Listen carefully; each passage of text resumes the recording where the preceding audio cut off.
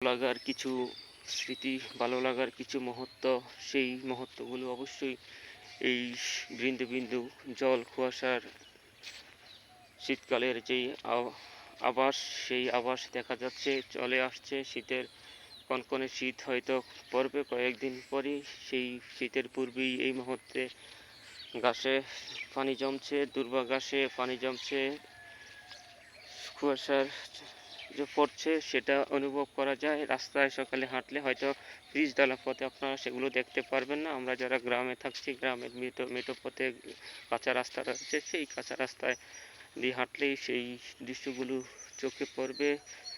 শীত যে চলে আসছে, সেই শীতের দৃশ্যগুলো অবশ্যই চোখে পড়বে। আপনারা যারা শীতকে এবং এই সমস্ত কুয়াশার জলকে ভালোবাসেন, তারা অবশ্যই পুরো ভিডিওটি দেখবেন, আমার পাশে থাকবেন। পুরো ভিডিওটি না টেনে দেখার অনুরোধ করছি। সকলে ভালো থাকবেন। আজকের মতো এখানেই বিদায় নিচ্ছি।